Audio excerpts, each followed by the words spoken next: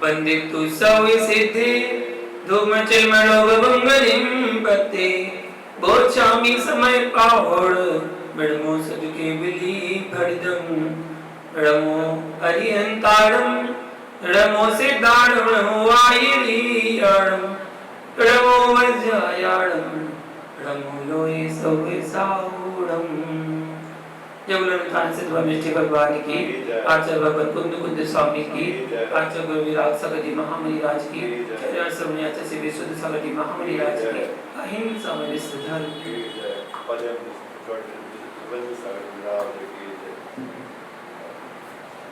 महान भाव। आचार्य भगवान कुंद कुंद स्वामी द्वारा रचित ग्रंथ समय सार में बंद अधिकार की व्याख्या यहाँ पर चल रही है, जिसमें गाथा नंबर 268 और 269 इन दो गाथाओं की व्याख्या को लेकर आचार्य भगवान सिद्धांत को बताते हुए कहते हैं, ध्रुव ज्ञानी स्वामी भगवान आत्मा के सह स्वरूप का व्याख्यान कर रहे हैं। आचार्य भगवान त्रैकालिक निज स्वभाव से भिन्न जगत में कोई भी धर्म नहीं है। ऐसा मत मान लेना कि जीव द्रव ही निज स्वभाव का त्याग नहीं करता। समय सार जी में जीव की प्रधानता से व्याख्या है। या जगत में दो ही द्रव्य ऐसे हैं जो विभाव स्वभाव भूत होते हैं। जीव द्रव्य विभाव में है, पर पुरुषार्थ से स्वभाव को प्राप्त होता है। उद्गत द्रव्य विभाव में वह भी स्वभाव को प्राप्त हो जाता है, परंतु अंतर इतना है कि जीव द्रव एक बार स्वभाव को प्राप्त करने के बाद पुनः विभाव को प्राप्त नहीं होता, जबकि उद्गत द्रव स्वभाव को प्राप्त होने के उपरांत भी विभाव को प्राप्त हो सकता है। शेष चार द्रव्य स्वभाव भूत ही है, पर जीव द्रव विभाव अवस्था को प्राप्त होने पर भी अपने त्रैकालिक स्वभाव का नाश नहीं होने देता। मेघ सूर्य को आच्छादित कर सकते हैं, पर मेघ सूर्य की रश्मियों का नाश नहीं कर सकते हैं। ऐसे ही कर्ण आत्मा को आच्छादित किए, आवृत किए, परंतु आत्मा में ग्यारह भाव का नाश नहीं कर सकते। छह द्रव अपने स्वभाव के पूर्ण नाश को प्राप्त होते ही नहीं है। प्रत्येक द्रव अपने अपने स्वभाव में अपने अपने कार्य में है। एक द्रव दूसरे द्रव का कार्य करता नहीं है, पर कार्य होता है। जीव व पुद्गल को छोड़ दीजिए, जीव व पुद्गल का परस्पर संबंध तो संसार है। जब तक परस्पर संबंध है तब तक संसार है। जब ये दोनों अलग हुई तो संसार से परे मोक्ष हो जाता है। चार द्रव किसी का कुछ नहीं करते, पर उनके निमित्त से होता है। काल द्रव किसी का परिणमन करता नहीं, काल किसी को परिणमाता नहीं, काल पर रूप परिणमित होता नहीं, काल पर को परिणत कराता नहीं।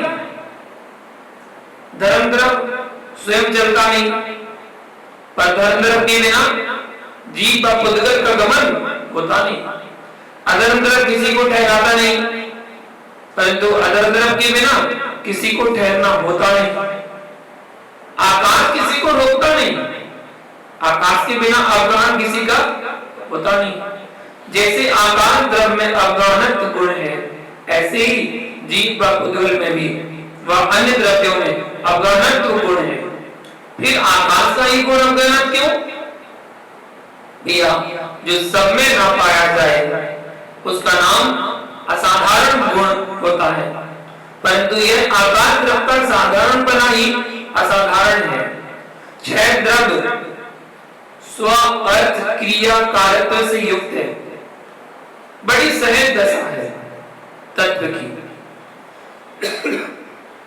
स्वचतुष्टय से देखा जाए तो परिणमन स्व का स्व में चल रहा है, पर संबंध और कर्तृत्व से देखा जाए तो पर का पर में परिणमन ही देखा जाता है। भैया तेरे शरीर में प्रत्येक धातु का परिणमन स्वतंत्र भूत है। देह का उत्पाद भिन्न भूत है, दुग्ध में नीर है। अज्ञानी पानी और दूध के परमाणु को एक भूत देख रहा है, पर दुग्ध के परमाणुओं का परिणाम स्वतंत्र ही चल रहा है, पानी के परमाणुओं का परिणाम स्वतंत्र चल रहा है। दुग्ध मिश्रित पानी, पानी मिश्रित दुग्ध, आंखों से एक भूत दिखता है,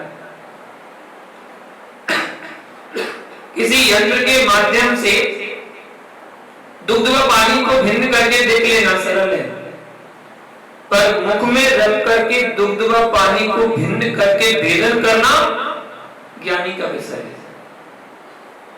समय सार ग्रंथ को समझ करके आत्मा और उद्गत देह को भिन्न कहना अत्यंत सरल है, पर इस देह में विराजी निज देही को भिन्न वेदन करने का नाम सिद्धार्थ दशा की अनुभूति है। जो जो जीव चतुर्थ आदि गुणस्थानों में बैठ करके यह कह रहे हैं कि मैं भिन्न हूं, देह भिन्न है, या तत्व इस ग्रंथ में पूज्यपाद स्वामी ने कहा है, ग्रंथों का सार, ग्रंथों का निचोड़, अंतिम श्लोक जीवोन्यापुद्गलास्यान्य इत्यसो तत्व संग्रह यदन्यरुचित किंचित सोस्तु तस्यैव विस्तरम्। क्या जीव अन्य है तो पुद्गल अन्य है, यही तत्व का सार है। इस विषय को शब्द से कह पाना अत्यंत सरल है, लेकिन देह में रखते हुए देही को विदेह भूत देखना अत्यंत कठिन है। योगी गम्य है, योगी गम्यम रहस्य परमात्मा, जो परमात्मा का रहस्य है योगी गम्य है, भोगी गम्य नहीं है।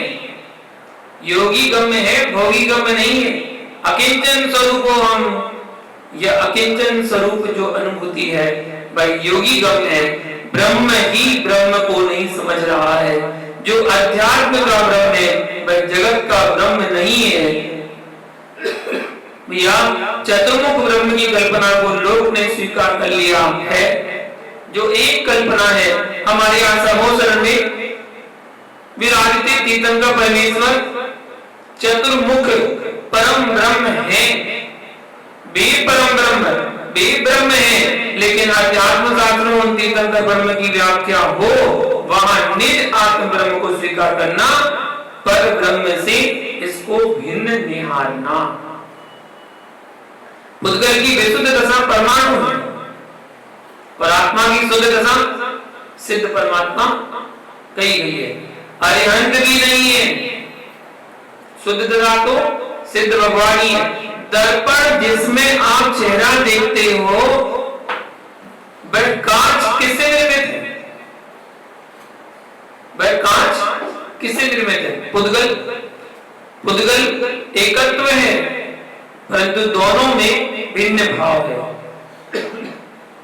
कांच रेत और बालू से बनी वस्तु है, रेत और बालू से बनी वस्तु का नाम कांच है। रेत और बालू को इतना तापमान दिया जाता है कि वह पिघलकर स्वच्छता को प्राप्त होकर पारदर्शी कांच बन जाता है। बिना तापमान की कोई वस्तु शुद्ध नहीं होती। उस बालू में चेहरा देखना चाहो तो नहीं देखेगा, अगर बालू में देखो तो नहीं देखेगा, पर उसी बालू को तापमान देकर पारदर्शी बना दिया जाता है। ऐसे ही भैया जब पुद्गल में पारदर्शक हो सकता है तो निज ध्रुव भगवान आत्मा में सर्वदर्शकत्व क्यों नहीं हो सकता? जरूर होगा। वह अग्नि के तापमान से पारदर्शी हुआ है, परंतु यह आत्मा ध्यान की अग्नि से पारदर्शी होता है। जो साधक ध्यान नहीं कर रहे हैं वे रहस्य को प्राप्त नहीं कर पाएंगे। कांच बनाने के लिए उसकी पर सापेक्षता है, परंतु आत्मा को शुद्ध करने के लिए पर निरपेक्षता है। पुद्गल जब भी शुद्ध होगा उपकरण की दृष्टि से सापेक्षत्व है, पर शुद्धत्व की दृष्टि से पर निरपेक्षत्व है। तो जैसे पुद्गल के लिए आप सापेक्ष सिद्धि बना रहे हो, ऐसे ही स्यात् शब्द का प्रयोग करके आपको जीव को भी पहले सापेक्ष सिद्धि स्वीकार करना पड़ेगा भैया। तदि तन्मूल ही तो स्यात् कारणम सहकारिकम यद वायम देश कालादि तपश्च बहिरंगकम। प्रत्येक द्रव्य का मूल हेतु स्वयं ही होता है। जो मूल योग्यता नहीं होगी तो अन्य हेतु क्या करेगा। यदि मूल योग्यता है पर सहकारी साधन नहीं है तो मूल हेतु क्या करेगा। स्वरूप संबोधन परिशीलन में इसकी बहुत अच्छी व्याख्या है भैया। तुझे बैंक से ब्याज कब मिलेगा, जब आपका मूलधन होगा तभी तो ब्याज मिलेगा, उसी का तो ब्याज मिलेगा। जैसे मूलधन के अभाव में ब्याज नहीं मिलते, ऐसे भैया मूल उपादान की योग्यता के साथ ही निमित्त सहकारी हो पाएगा। और मूल योग्यता नहीं है तो निमित्त ही नहीं होते। मूल की सत्ता की वृद्धि तभी होगी जब निमित्त साथ होगा। जो सहकारी उसका नाम कारण, उसका नाम कारण है। क्या तू संगी नहीं है, क्या तू पंचेंद्री नहीं है, क्या तू मनुष्य नहीं है, तो फिर ज्ञानी तेरा मोक्ष क्यों नहीं हो रहा है। क्या तेरे अंदर भवितव्यता नहीं है, क्या तू भगवान आत्मा नहीं है। जब निगोदिया में सिद्ध शक्ति सिद्धत्व शक्ति विद्वान है तो तू मनुष्य है, तू भगवान क्यों नहीं बन जाता। लगता है तत्व गवेषणा करने वाले मूल से ही भूल किए बैठे हैं। परमार्थ प्रकाश ग्रंथ की टीका में ब्रह्मदेव सूर्य ने लिखा है निगोदिया जीव में सिद्धत्व शक्ति है। ऐसा ब्रह्मदेव सूर्य ने लिखा है। हे निश्चयाभासी तू भ्रम में मत पड़ जाना, निगोदिया में सिद्धत्व शक्ति अवश्य है, लेकिन उद्घाटित कब होगी। यदि आप वह निमित्त को नहीं मानते हो तो निगोदिया से सिद्ध बनाइए। और यदि सिद्धत्व शक्ति आत्मा में त्रैकालिक है तो उद्घाटित कीजिए। फिर आपको कहना पड़ेगा मुनिराज पर्याय की प्रज्ञा शक्ति है, बोलना पड़ेगा। मनुष्य आयु से मोक्ष होता है, निगोदिया के पास मनुष्य पर्याय नहीं है, तो फिर सभी मनुष्य को क्यों नहीं हो जाता। फिर बोलना पड़ेगा मुनिराज वज्र वचन नारद सगन चाहिए। क्या नहीं, यह तो परवस्तु है, यह तो पौधलिक है, इससे आत्मा का क्या संबंध। मां भूल मत कर लेना, जिस कढ़ाई में साग बनती है उसी में जलेबियां नहीं बनती क्या। ऐसा क्यों, जलेबी बनाने वाली कढ़ाई अलग से ही होती है, सभी भोजन सामग्री एक ही पात्र में नहीं बन सकती है। सब्जी वाली कढ़ाई अलग और जलेबी वाली अलग। जलेबी वाली गहराई वाली होती है, सब्जी वाली गहरी वाली होती है, दोनों में अंतर है। तो दोनों चीज एक साथ एक ही में नहीं बनेगी। जो दही मिट्टी के बर्तनों में जमता है वह आपके बर्तनों में कभी नहीं जम सकता। जो मिट्टी के अंडे में मिट्टी के बर्तन में जमता है वो स्टील के बर्तनों में कभी नहीं जमता। गर्मी के दिनों में शीतल पानी चाहिए तो मिट्टी के बर्तन में मिलेगा, सोने के बर्तन में नहीं मिलेगा। स्वर्ण कलश से धनपति की पहचान तो बना सकते हो, पर प्यासे कंठ को शीतल पानी नहीं पिला सकते हो। शीतल तो मिट्टी के घट में ही होगा। पौधगलिक द्रव्य को भी परिणामन कराने के लिए भिन्न भिन्न पौधगलिक द्रव्य चाहिए पड़ते हैं। रोगी को ताम्र पात्र का पानी पिलाइए। कोई रोगी हो तो उसको ताम्र पात्र में रखा हुआ पानी पिलाइए, भोगी को स्वर्ण पात्र का पानी पिलाइए और योगी को पानी पात्र में पानी पिलाइए। योगी, भोगी और रोगी।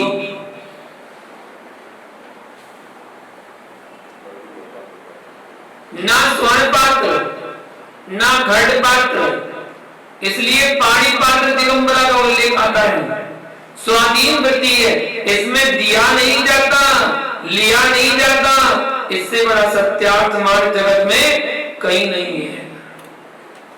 तदेव मूल हेतु से कारणम से कार्यक्रम यद बाह्यम देश कालादि तपस्य बहिरंगम। सूत्र पर ध्यान दीजिए। आप कह रहे थे कि त्रैकालिक योग्यता है, उस त्रैकालिक योग्यता को प्रकट कराने के लिए तात्कालिक योग्यता भी चाहिए। त्रैकालिक उपादान और क्षणिक उपादान, जब तक क्षणिक उपादान नहीं आएगा त्रैकालिक उपादान कारणभूत परिणत नहीं होगा। भैया जिस दिन तूने जन्म लिया था तब भी पुरुष था। मनुष्य आयु का भोग कब से प्रारंभ किया? मनुष्य आयु का भोग कब से प्रारंभ हो गया? जिस दिन तू गर्भ में आया था उस दिन से मनुष्य आयु का भोग रहा है। आप जन्म की कुंडली बना रहे हो, हम गर्भ की भी मानते हैं और जन्म की भी मानते हैं। अधिकांश दृष्टि है ना, कर्णानुयोग कहेगा कि आप मनुष्य आयु के 9 महीने भी भोग चुके हो। मां की उदर में भी तो पुरुष था कि नहीं था? त्रैकालिक उपादान जब तू मां के गर्भ में था, रजवीर की कलकल दशा में था, तब भी तू पुरुष था।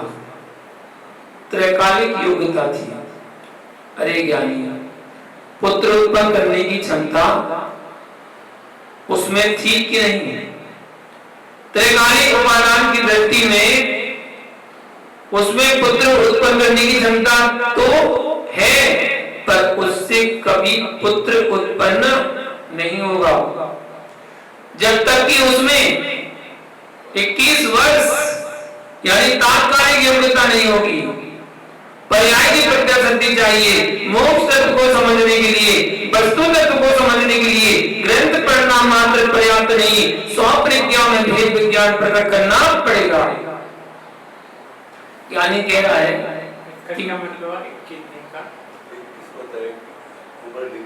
आयु, बच्चे पैदा करने की, जन्म देने की आयु बताई गई शास्त्र में 21 वर्ष। अब तो 14 में भी हो जाता है। 14 में बच्चे को जन्म दिया गया है, ऐसा भी है। हाँ, पहले ऐसा ही था। ज्ञानी कह रहा है कि मेरे उपादान की योग्यता से काम हो जाता है। यानी उपादान की योग्यता द्वैतभूत है। त्रैकालिक उपादान, तात्कालिक उपादान। त्रैकालिक सत्ता में रहता है, काल परिणत होता तो तात्कालिक उपादान चाहिए। तात्कालिक उपादान के काल में तद्रूप त्रैकालिक कारण चाहिए। भैया निगोदिया मोक्ष नहीं जाएगा, निगोदिया निर्गंध नहीं बनेगा, निगोदिया अरिहंत नहीं बनेगा। उसके लिए चाहिए क्या? मनुष्य आयु की प्रत्याशक्ति, उत्तम संगम की प्रत्याशक्ति, और तृतीय काल नहीं, चतुर्थ काल। और चतुर्थ काल में भी उत्तम संयम चाहिए, और उत्तम संयम के साथ उत्तम भाव चाहिए, उत्तम लेस्य स्थान चाहिए, और उत्कृष्ट ध्यान चाहिए, तभी निर्वाण की प्राप्ति होती है। जिनवाणी पढ़ने से सभी को तत्व का निर्णय होता तो भैया 11 अंक का पाठी अभव मिथ्या दृष्टि जीव का भी कल्याण हो जाता। आचार्य भगवान बुद्ध स्वामी कह रहे हैं, नामो यही पैड़ी मब्बो सुट्टुवी अच्छाई ऊन सरतानी गुण दुद्धवी दुद्धम पी पिबंता इडां कन्या निबसा हुंती। अभव्य जीव संपूर्ण शास्त्रों का अच्छी तरह से अध्ययन भी क्यों ना कर ले, लेकिन अपनी प्रगति को नहीं छोड़ता। गुड़ से मिश्रित दूध पिलाने पर भी कालिया नाग अपने जहर को नहीं छोड़ता। ऐसे ही आप कहें कि मैं ज्ञान से कल्याण करूंगा। अरे भैया, ज्ञान से कल्याण नहीं होता है, सम्यक श्रद्धान के साथ ज्ञान व चारित्र की एकाग्रता से कल्याण होगा। जानियो, मध्य में हुए श्रमणाचार्यों ने शक्ति का व्यय एकांत तत्व के विरोध में किया। उस शक्ति को तत्व की सम्यक निरूपणा में लगा देते तो कितना अच्छा होता। तपस्या भी चाहिए। त्रैकालिक उपादान और तात्कालिक उपादान को स्वीकार करना पड़ता है। त्रैकालिक उपादान पर दृष्टि रखना, तात्कालिक उपादान तत्क्षण की योग्यता है। जब भी कार्य पूर्ण होगा तात्कालिक उपादान की योग्यता से पूर्ण होगा। इसी को व्याकरण की भाषा में कहें करण। करण साधक भूत करण, साधकतम करण। जो साधकतम है जिससे कार्य नियत होता होगा, साधकतम कारणम जिससे कार्य सुनिश्चित होगा, उसका नाम है साधकतम कारण। जैन व्याकरण का सूत्र है। आप कहोगे हमारे गुरु मुनिराज ने ऐसा बताया, ठीक है। ये नहीं कह रहा कि तुम अपने गुरुराज का नाम मत बोलो, मत लो। जब तुम 1000 बार गुरु मुनिराज का नाम लेना चाहते हो, जानते हो, तो बीच में प्राचीन आचार्यों का नाम भी ले लिया करो। प्राचीन आचार्यों ने जो लिखा उनको मत भूलो, ग्रंथों के नाम तो लीजिए। ऐसा पुरुषार्थ देवपाल ने कहा है, नैवं वा सर्वभूतेर्भवति हीराबोधिको राजनी भुक्तो अन्य कमलस्य भुक्तो भुक्ता देव मांस कमलस। ऐसा पुरुषार्थ दीपक ग्रंथ में बताया कि जितना दिन के भोजन करने में राग नहीं होता है, उतना रात्रि के भोजन करने में जीव का राग होता है। जो रात्रि में अन्न की ग्रास को खाता है वह मांस खाता है। ऐसा अमरचंद स्वामी ने लिखा है पुरुषार्थ सिद्धि ग्रंथ में। इसकी जब टीका की टोडरमल जी साहब ने, उन्होंने अपनी 2-3 लाइनें जोड़ दी कि रात्रि में लौंग इलायची तो चल सकती है, ऐसा इस कारिका का टीका में लिख दिया।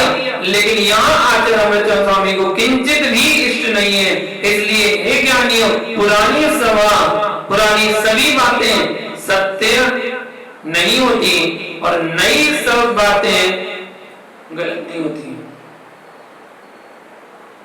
समझ में आया? पुरानी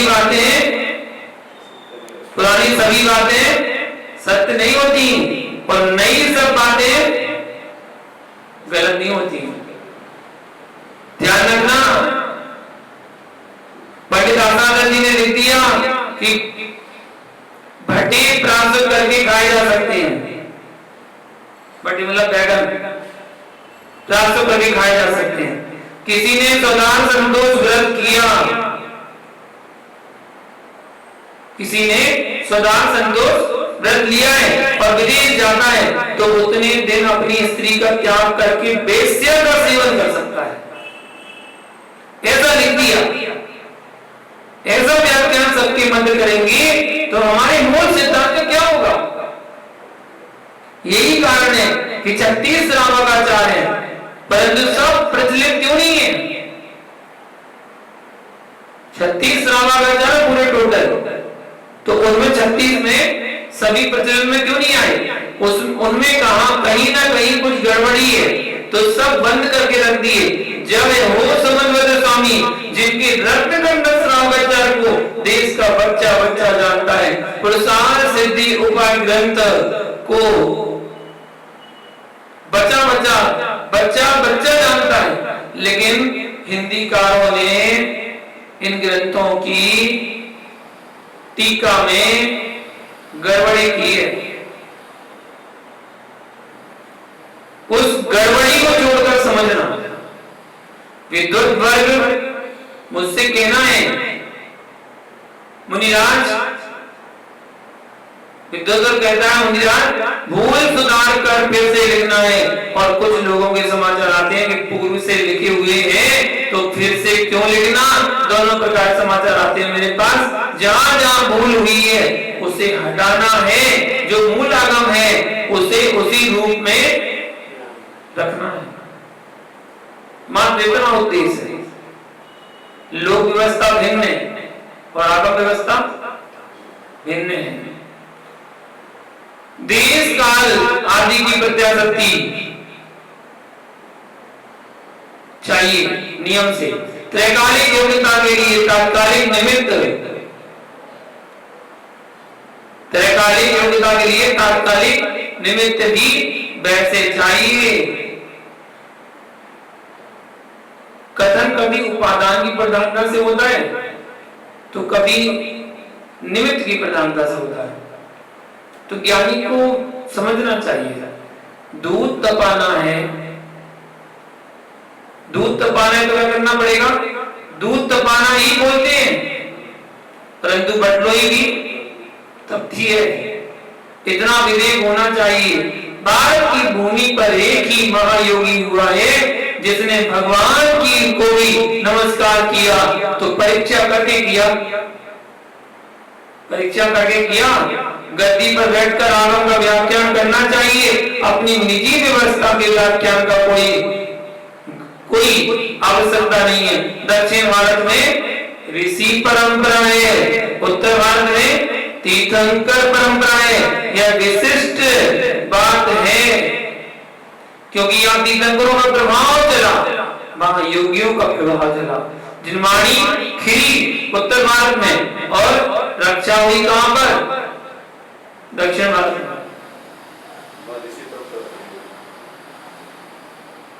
ऐसे ही अतिरिक्त गाथाओं में जो 5 गाथा यहाँ पर दी, कायन दुख में देने ही से कम्य जल सकता था,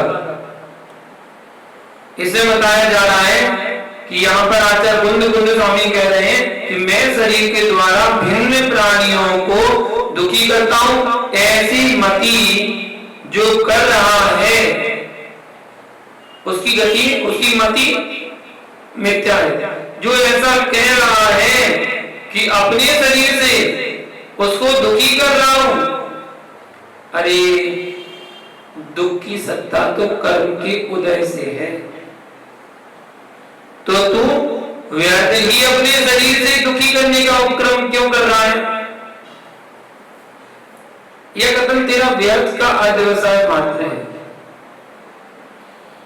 हाँ, मैं एक ऐसा बोलूंगा तो अपने आप दुखी हो जाएगा निश्चित, यानी वास्तव में वह दुखी होने के बाद रखेगा, उसके उपादान में दुखी होने की योग्यता होगी, तभी दुखी हो पाएगा। नहीं तो कुलभूषण वेदभूषण जी मुनिराज को दुखी करने के लिए उस दैत्य ने क्या क्या नहीं किया, पर क्या दुखी कर पाया नहीं। हे कमार, तूने प्रभु पारस के ऊपर ओले सोले बरसाए, ओले सोले बरसाए थे कि नहीं, ओले सोले बरसाए, कितनी आवाजें की, लेकिन दुखी कर सका क्या, नहीं कर सका। जिसकी असाता का उदय है उसे दुख देने के परिणाम तो कर पाओगे, पर सामने वाले को दुखी नहीं कर पाओगे। पुण्य के उदय में अनिष्ट भी इष्ट हो जाता है। प्रद्युम्न कुमार को नाश करने के लिए फेंका था, पर रत्नों के थाल मिल गए। अरे भैया, कौन किसका नाश करता है, कौन किसका नाश करता है, कौन किसका विकास करता है, होता स्वयं जगत परिणाम। भैया सच्ची बताऊं, कपड़े उतारना बहुत सरल है, कपड़े उतर जाना सरल है, परंतु विपरीत अभिप्राय को उतार पाना कठिन है। कपड़े उतरना तो पर वस्तु है, कपड़े उतर जाना सरल है।